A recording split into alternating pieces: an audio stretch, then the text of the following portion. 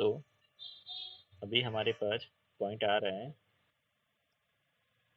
Framework of GST as introduction in India में। Third point legislative framework, ये हमारा point है। उसमें फर्स्ट पॉइंट क्या है? There is a single legislation CGST Act 2017 for levying CGST.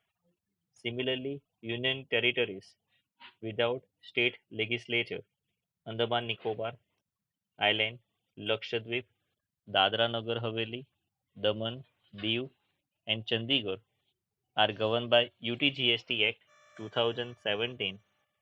तो ये याद रखना, यूनियन टेरिटरीज क्या है, कौन सी स्टेट में यूनियन टेरिटरीज लगता है, तो ये भूल मत जाना। हाँ, यूनियन टेरिटरीज ये अंडमान निकोबार, लक्षद्वीप, दादरा नगर हवेली, दमन, दीव एंड चंडीगढ़। हाँ, वहाँ पे यूनियन टेरिटरीज लगता है। यहाँ पे सेपरेट एक्ट है, यूटीजीएसटी एक्ट है 2017 for living UTGST. State and union territories with their own legislature. तो स्टेट का एंड यूनियन टेरिटरीज का अपना खुद का लेगिस्लेचर है, that is Delhi and Pondicherry have their own GST legislation for levying as GST। तो ये जो दिल्ली है, पौंडीचेरी है, उनका खुद का जीएसटी लेगिस्लेशन है, उस हिसाब से वो लोग SGST चार्ज करते हैं। तो यही था फर्स्ट पॉइंट आपका। दो there are multiple SGST legislation, the basic features of law such as chargeability, definition of taxable event and taxable person, classification and valuation of goods and services, procedure for collection and levy of tax, and the like are uniform in all the SGST legislature as far as feasible। तो हर एक state के पास अपना अपना state legislature है।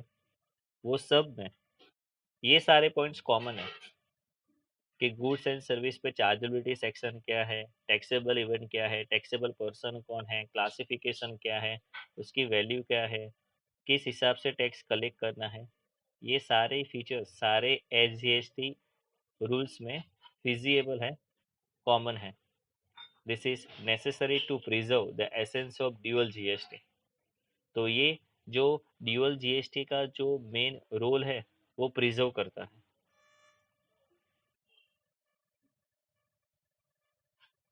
The next point is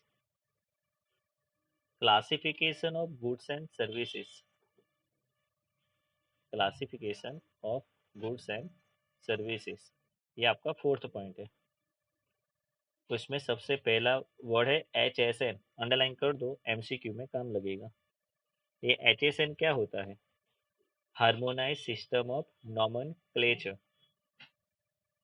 तो HSN code is use for classifying the goods under GST. देखो, GST में goods को क्लासिफाई करना है तो गवर्नमेंट ने बोला सभी गुड्स को HSN दे दो। गवर्नमेंट HSN से पहचानेगी कि ये कौन सा गुड्स है, करेक्ट। जैसे कि मैं बात करूं फ्रेम, जो स्पेक्स की फ्रेम होती है ना, उसके लिए 9003 HSN कोड है। सनग्लास होता है ना, 9004 होता है, करेक्ट।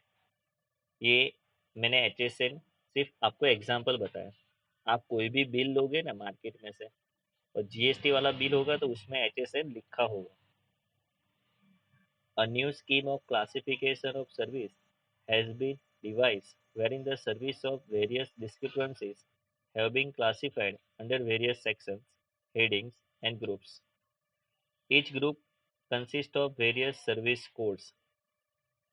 तो जो न्यू स्कीम डेवलप हुई है for classification of service has been devised wherein the service of various discrepancies have been classified। तो सर्विस में बहुत सारी डिस्क्रिपेंसीज हमने क्लासीफाई की है अंडर वेरियस सेक्शन, हेडिंग और ग्रुप्स में। Each group consists of various service codes और हर एक ग्रुप में सर्विस के लिए डिफरेंट डिफरेंट कोड्स हैं। रजिस्ट्रेशन, ये ध्यान से देखना, इसमें से एक एमसीक्यू 110% है। Every supplier of goods and services is required to obtain registration in the state or union territory from where he makes a taxable supply. If his aggregate turnover exceeds rupees 20 lakh during the first year में जो आपका aggregate turnover 20 lakh से ज़्यादा होता है तो आपको registration करवाना है। आपको रजिस्ट्रेशन करवाना है, याद रखना। However, the limit of rupees 20 lakh will be reduced to 10 lakh. ये लिमिट रिड्यूस हो जाएगी, 20 लाख की जगह पे 10 लाख हो जाएगी। If the person is carrying out the business in the special category state, 11 special category states are specified in Article 279A, subsection 4, clause G of the Constitution. तो ऐसे 11 स्पेशल स्टेट कौन से हैं जहाँ पे लिमिट 20 लाख नहीं अप्लाई होती है, 10 लाख होती है? तो अरुणाचल प्रदेश, आसाम, जम्मू कश्मीर, मणिपुर, मेघालय, मिजोरम, नागालैंड, सिक्किम, त्रिपुरा, हिमाचल प्रदेश एंड उत्तराखंड। यहाँ पे आपका एग्रीगेट टर्नओवर 10 लाख से ज़्यादा हो गया तो आपको कंपलसरी रजिस्ट्रेशन करवाना पड़ेगा। बाकी सारी जगह पे 20 लाख का टर्नओवर है। ओके, तो ये याद रखना, 200% एमसीक्यू के लिए ये बहुत ही इम्पोर्टेंट है, भूल मत जाना। Okay, next, composition scheme. In a GST regime, CGST and SGST, UTGST for intrastate supplies and IGST for interstate supplies is payable by every taxable person। तो कोई भी टैक्सेबल पर्सन होगा जो वो इंट्रास्टेट सप्लाई करता है तो CGST SGST पे करना है, और इंटरस्टेट सप्लाई करता है तो IGST पे करना है। And in this regard, provisions have been prescribed in the law। इसके लिए provisions law में बताए हैं। However, for providing relief to small businesses making intrastate supplies, a simpler method of paying tax and accounting thereof is also prescribed, known as composition levy। तो sir, जो small businesses है जो सिर्फ with in the estate business करते हैं उनके लिए कोई जीएसटी में बेनिफिट है क्या? कोई ऐसा कोई स्कीम है जो उनको बेनिफिट करेगा? यस, ऐसा स्कीम है स्मॉल बिजनेसेस के लिए। कौन सा स्कीम है? Composition scheme. बहुत सिंपल मेथड है टैक्स पे करने का, और उनको अकाउंट्स भी बहुत कम रखने हैं। करेक्ट, तो याद रखना, कंपोजिशन स्कीम किसके लिए है? स्मॉल बिजनेसमैन के लिए है जो सिर्फ with in the estate business करता है। Exemption, apart from providing relief to small-scale businesses, law also contains provision for granting exemption for payment of tax on essential goods and services। तो apart from providing relief to small scale businesses, वैसे तो बहुत सारे benefit मिलते ही है, law ने specially क्या बोला है? Law also contain provision for granting exemption from payment of tax. आप एसेंशियल गुड्स और सर्विस का बिजनेस करते हो तो उसके टैक्स के पेमेंट में आपको एग्जाम्पशन मिलेगा, ऐसा लॉ ने बोला है स्मॉल स्केल बिजनेसेस के लिए। Next, manner of utilization of ITC. ITC of CGST and SGST और UTGST is available throughout the supply chain, but cross utilization of credit of CGST and SGST और UTGST is not possible। Underline कर दो, underline कर दो ये sentence. ये sentence क्या कहता है कि आप क्रॉस यूटिलाइजेशन नहीं कर सकते। CGST को SGST में यूटिलाइज नहीं कर सकते, SGST को CGST में यूटिलाइज नहीं कर सकते। याद रखना, एमसीक्यू में काम लगेगा। ओके।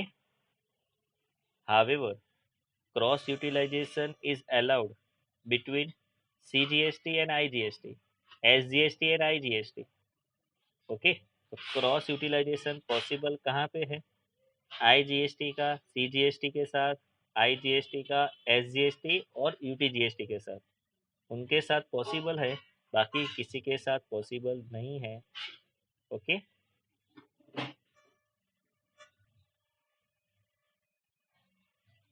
9 नंबर का पॉइंट क्या है?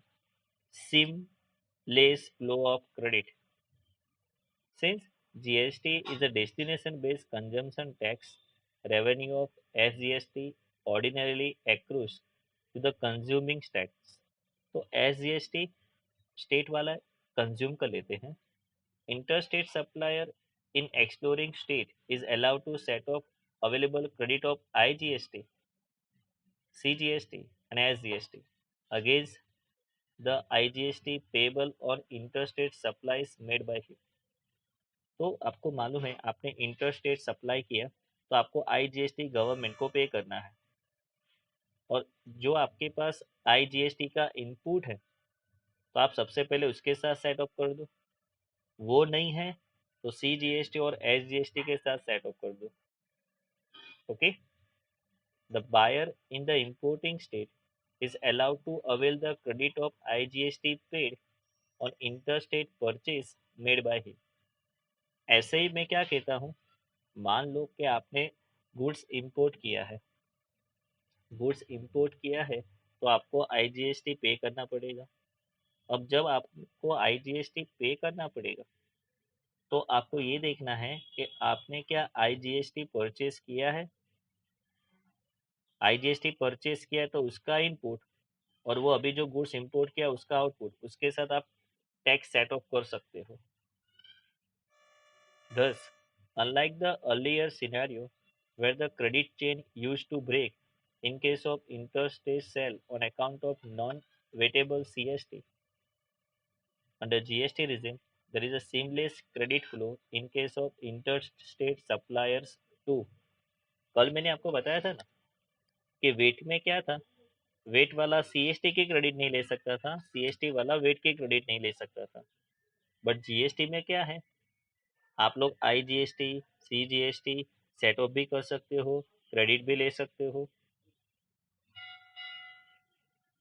The revenue of interstate sale does not accrue to the exploring state and the exporting state transfer to the center the credit of SGST UTGST used in payment of IGST। तो क्या बोला है ये paragraph में? The revenue of interstate sale does not accrue to the exporting state। तो interstate sale का revenue आप accrue नहीं करोगे जिसने ये गुड्स एक्सपोर्ट किया है। Correct. An exporting state transfer to the central the credit of SGST and UTGST use in payment of IGST. तो आपके पास जो क्रेडिट है एसजीएसटी और आईजीएसटी का, एसजीएसटी का और यूटीजीएसटी का, वो आप आईजीएसटी के पेमेंट में यूटिलाइज कर सकते हो। Central transfer to the importing state the credit of IGST used in payment of SGST और UTGST। सेंट्रल वाला भी क्या करेगा, जो उसके पास आईजीएसटी का क्रेडिट है तो वो बोलेगा कि एसजीएसटी के पेमेंट में यूटिलाइज कर लो। Thus, the IGST needs a robust settlement mechanism among the state at the center। तो आईजीएसटी एक रोबोस्ट सेटलमेंट है, आपको सीजीएसटी का पेमेंट करना है या तो एसजीएसटी का पेमेंट करना है, आप वो कर सकते हो। A common portal was needed which could act as a clearing house and verify the claim and inform the respective government to transfer the fund। तो इसके लिए हमको एक कॉमन पोर्टल चाहिए जो ये एक्ट कर सके, that is a clearing house, and verify the claim and inform the respective government. Central government को भी बता सके, स्टेट गवर्नमेंट को भी बता सके और अपना अपना फंड ट्रांसफर कर सके। This was possible only with the help of a strong IT infrastructure. इसके लिए आईटी इंफ्रास्ट्रक्चर बहुत ही स्ट्रांग होना जरूरी है। करेक्ट। तो ये 9 पॉइंट्स थे आपके पास। अब उसके नीचे बेनिफिट्स है, बेनिफिट्स ऑफ जीएसटी। वो पढ़ाने से पहले सबसे पहले जो पढ़ाया वो एक बार पढ़ लो। नेक्स्ट है हमारे पास बेनिफिट्स ऑफ जीएसटी। तो जीएसटी के बेनिफिट्स क्या है sir? GST is a win win situation for the entire country. तो बहुत सालों के बाद हमारी जो फेडरल सिस्टम थी, टैक्स स्ट्रक्चर थी, वो चेंज हुई है। करेक्ट। बहुत सालों के बाद it brings benefits to all the stakeholders of the industry. और इससे इंडस्ट्री के जो स्टेक होल्डर्स है उनको बहुत सारे बेनिफिट्स मिले हैं।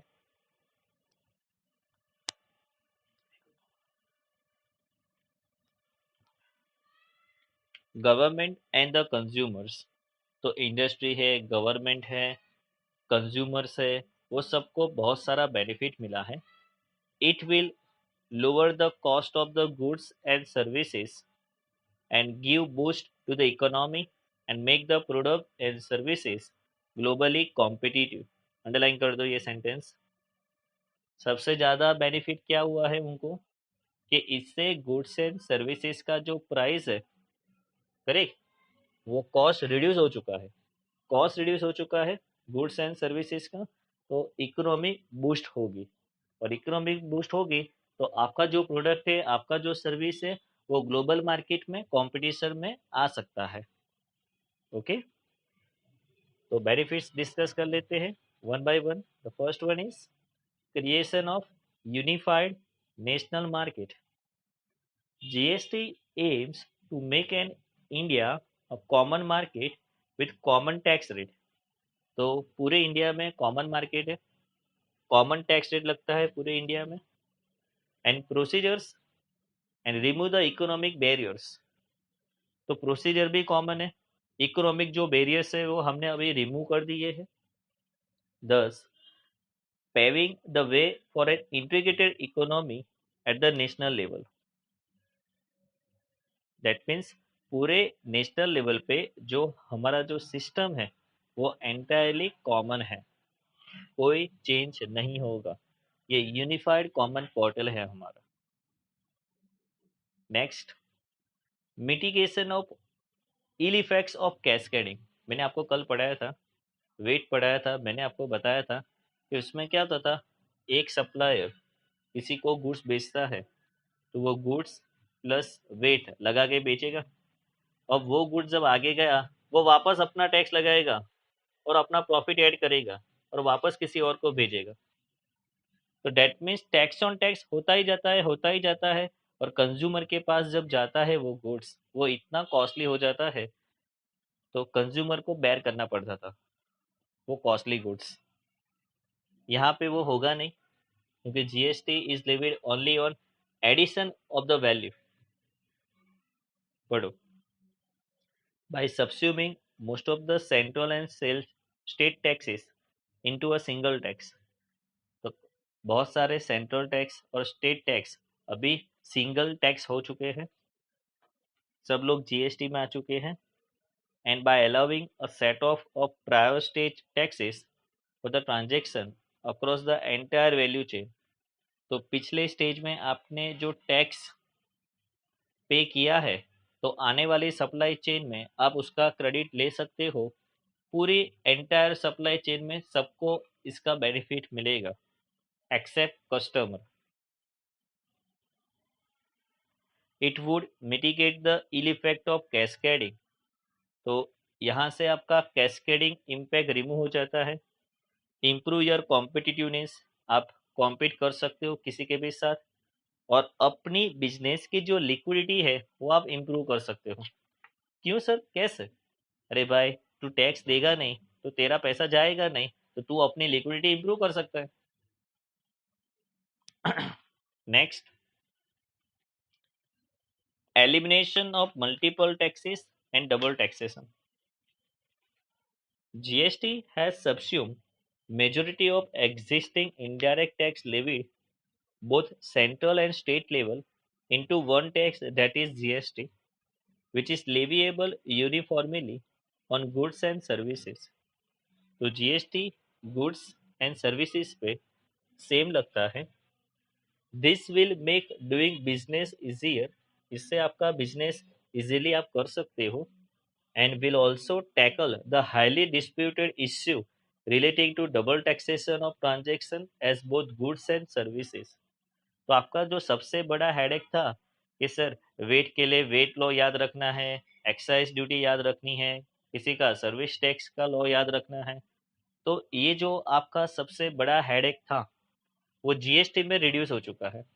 अब आपको सिर्फ जीएसटी याद रखना है, number one. Number two, double taxation जो पहले होता था अभी होगा नहीं. पहले गुड्स वाला सर्विस के क्रेडिट नहीं ले सकता, सर्विस वाला गुड्स के क्रेडिट नहीं ले सकता. वो प्रॉब्लम भी अब दूर हो चुका है आपका. अब आप दोनों का क्रेडिट एक दूसरे के साथ सेटअप कर सकते हो. तो ये जो सारे प्रॉब्लम्स थे पुराने सिस्टम में वो जीएसटी में है नहीं. Next, boost to make in India initiative. तो आपको याद है जब जीएसटी इंट्रोड्यूस हुआ था तब एक एडवर्टाइजमेंट आती थी, वन नेशन वन टैक्स. तो boost to make in India initiative, GST will give a major boost to the Make in India initiative of the Government of India by making goods and services produced in India competitive in the national as well as international market. तो GST से India में जो goods आप बेचोगे तो India को तो benefit होगा ही होगा, बट इतना कॉम्पिटिटिव प्राइस में आप इंटरनेशनल मार्केट में भी कंपटीशन में जा सकते हो. तो अपनी इकोनॉमी स्ट्रांग होगी. The last one is strong to the government revenue. मैंने आपको कल ही बताया कि पिछले मंथ का, दैट इज फेब्रुआरी मंथ का कलेक्शन जो गवर्नमेंट को मिला है वो 1 करोड़ से भी ज़्यादा मिला है. 1 करोड़ से भी ज़्यादा एक मंथ का गवर्नमेंट का रेवेन्यू है ये, 1 करोड़ से ज़्यादा. अब सोचो आप कि गवर्नमेंट को कितना रेवेन्यू होता है जीएसटी में से. तो क्यों जीएसटी उन्होंने इंट्रोड्यूस किया होगा, सोचो. So GST is expected to bring strong to the government revenue by widening that is large tax base and improving the taxpayer compliance. तो ये सबसे बड़ा लार्ज टैक्स बेस है और जो टैक्स पेयर है उसके जो कंप्लायंस है वो धीरे धीरे वो लोग इम्प्रूव कर सकते हैं. स्टार्टिंग में दिक्कत आएगी बट धीरे धीरे जैसे जैसे जीएसटी अंडरस्टैंड करते जाएंगे उनके कंप्लायंस इजी होते जाएंगे. चलो नेक्स्ट क्या है. ओहो, कॉन्स्टिट्यूशन है. ये सबसे इम्पोर्टेंट एमसीक्यू में जाएगा. कॉन्स्टिट्यूशन सारे तो मोस्ट टाइम पे कर दो वहाँ पे. India has a 3 tyre federal structure comprising the union government, state government and the local government. तो अंडरलाइन कर देना सबसे पहले तो कि इंडिया 3 टायर फेडरल स्ट्रक्चर में चल रही है जिसमें यूनियन, सेंट्रल, आपका स्टेट और आपका लोकल. हाँ, याद रखना. आर्टिकल 246 क्या कहता है. It gives the respective authority to union and the state government for levying the tax. तो आर्टिकल 246 अथॉरिटी देता है यूनियन एंड स्टेट गवर्नमेंट को कि वो टैक्स लेवी कर सकता है. Whereas the parliament may make the laws for the whole of India or any part of the territory of India. तो पार्लियामेंट में लॉ बनेगा और पूरे इंडिया में और इंडिया में किसी भी टेरिटरी में वो अप्लाई कर सकते हैं. The state legislature may make the law for the whole or part of the state.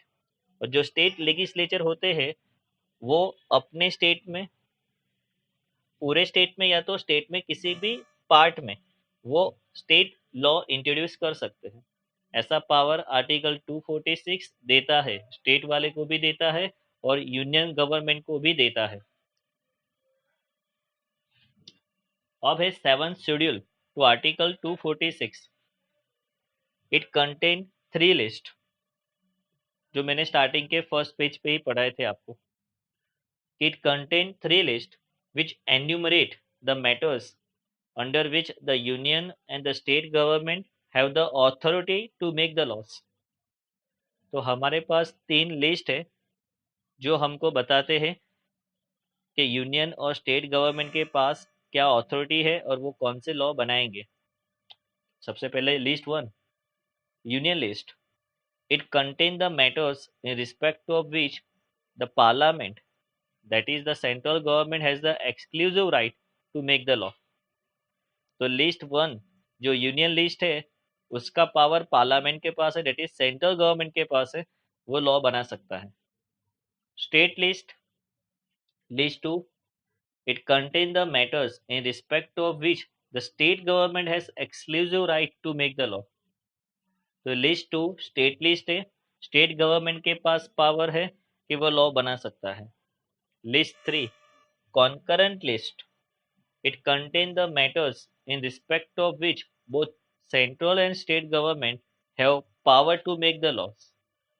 तो लिस्ट थ्री कॉन्करेंट लिस्ट है, उसमें दोनों गवर्नमेंट इकट्ठा होके काम करेगी, कोई लॉ बनाएगी. Article 246 A, power to levy goods and service tax, has been conferred by Article 246A of the Constitution, which was introduced by the Constitution Act 2016. Before discussing the significance of the provision of Constitution Act 2016,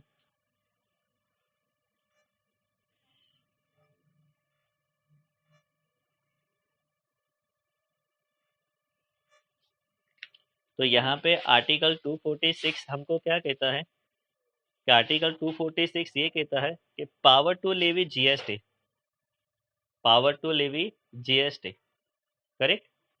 और वो introduce किसने किया है? Constitution act 2016 ने किया है.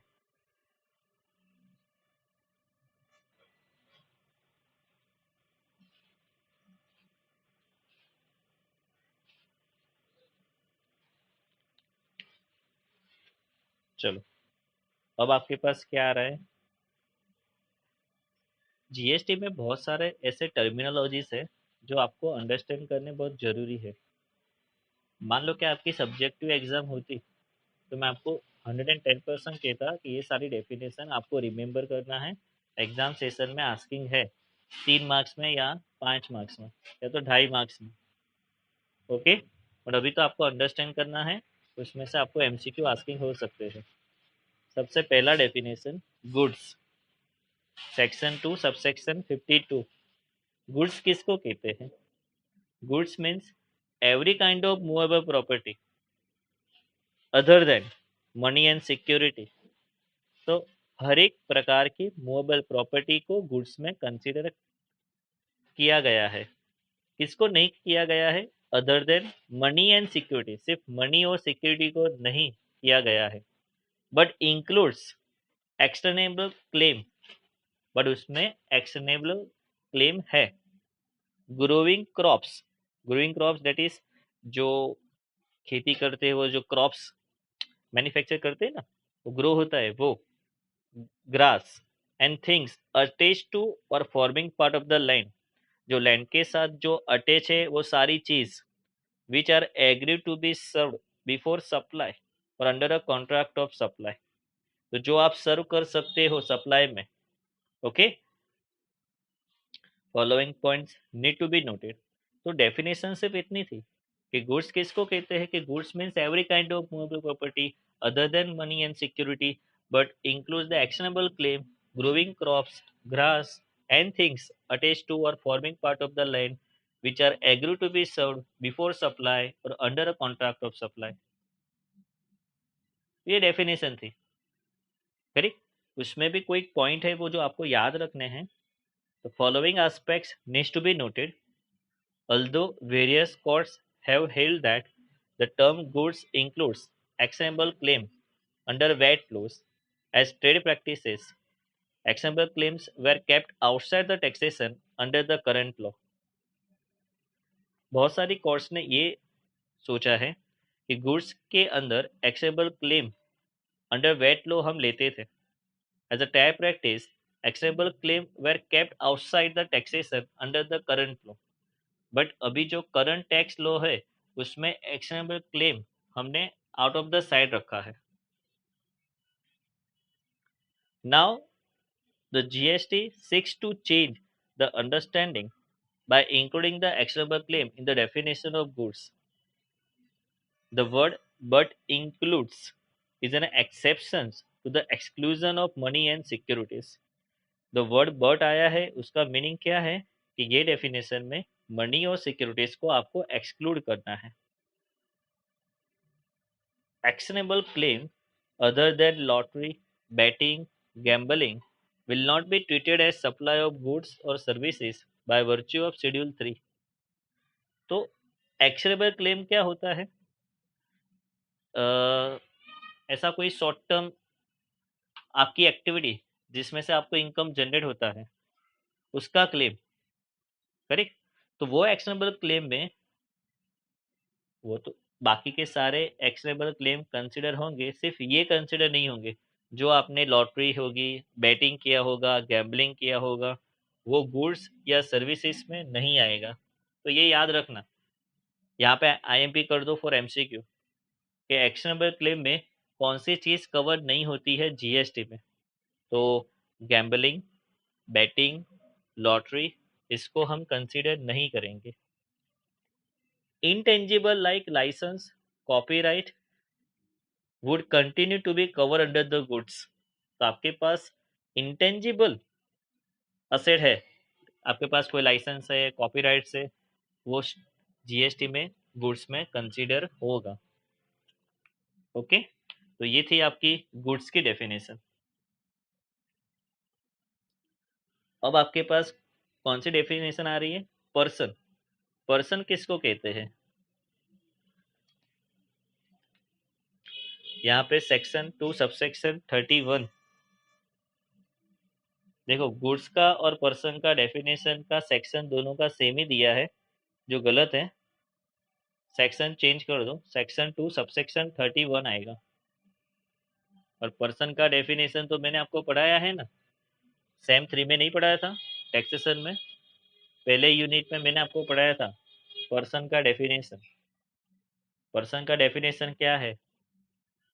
Person includes individual, HUF, company, firm, LLP, association of person, BOI, whether incorporated or not in India or outside India, and corporation established by or under any central act, state act, or provisional act, or government company as defined in clause 45 of section 2 of the Companies Act 2013, a cooperative society registered under any law relating to cooperative societies, local authorities, central government, state government, trust, society as defined in the Society Registration Act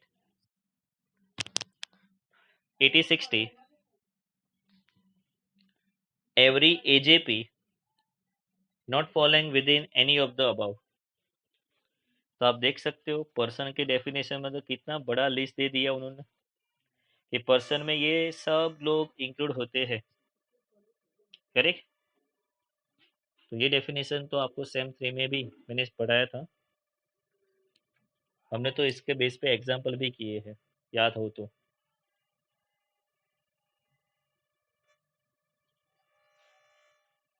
now next, taxable person की definition क्या है? Section 2 subsection 107। Taxable person किसको कहते हैं? It means a person who is registered or liable to be registered under section 22 or section 24।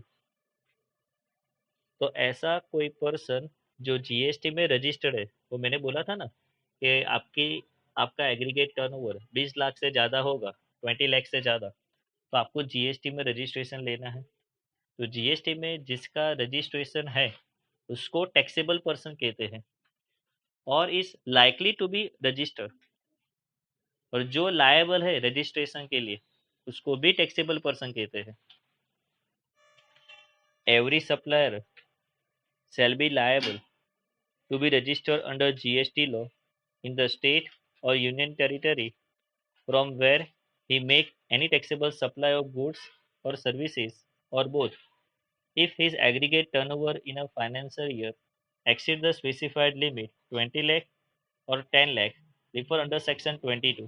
तो मैंने बोला ना, वही सेंटेंस वापस आ चुका है कि एवरी सप्लायर जो भी गुड्स और सर्विसेज सेल कर रहा है वो सारे सप्लायर लायबल है जो उनका एग्रीगेट टर्नओवर फाइनेंशियल ईयर में 20 लाख से ज़्यादा आएगा या तो 10 लाख से ज़्यादा आएगा। The following person are also compulsory required to obtain registration whether or not turnover exceed the threshold limit. Most time पे कर दूं, नीचे जो पर्सन के नाम आएंगे उनमें टर्नओवर देखना नहीं है, उनको कंपलसरी रजिस्ट्रेशन करवाना है। तो ऐसे कौन से पर्सन है सर? सबसे पहले नॉन रेसिडेंट टैक्सेबल पर्सन, जो एनआरआई होते हैं उनकी बात हो रही है। Casual taxable person making taxable supply, जो लोग सीजनल बिजनेस करते हैं ना वो कैजुअल टैक्सेबल पर्सन होते हैं। Person making any interstate taxable supply, turnover कम है बट वो इंटरस्टेट सप्लाई कर रहा है तो उसको कंपलसरी रजिस्ट्रेशन करवाना पड़ेगा, नहीं तो वो इंटरस्टेट सप्लाई कर ही नहीं सकता। Recipient of supply of goods or services that are notified for tax on reverse charge. हम किस, देखो अब मैं आरसीएम के रिलेटेड बहुत इंपॉर्टेंट चीज बोलता हूँ, ध्यान से सुनना।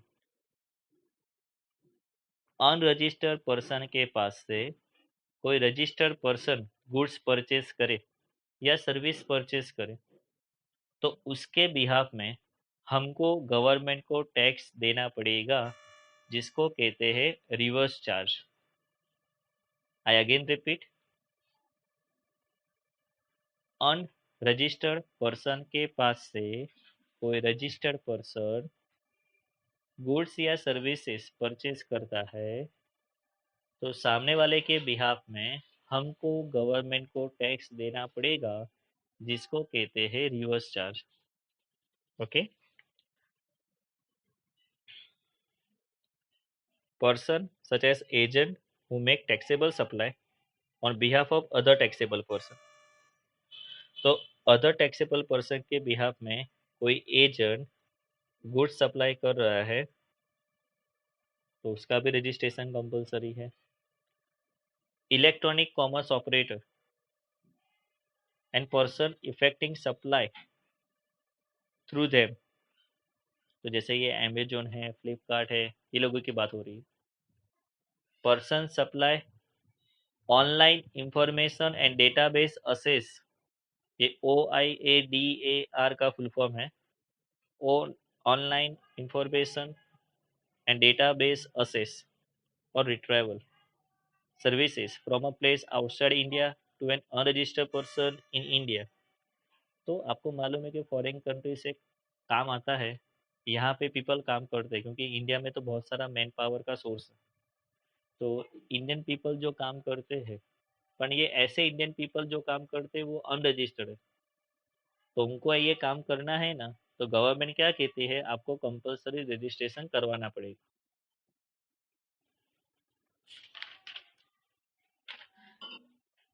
तो ये था आपका टैक्सेबल पर्सन का डेफिनेशन।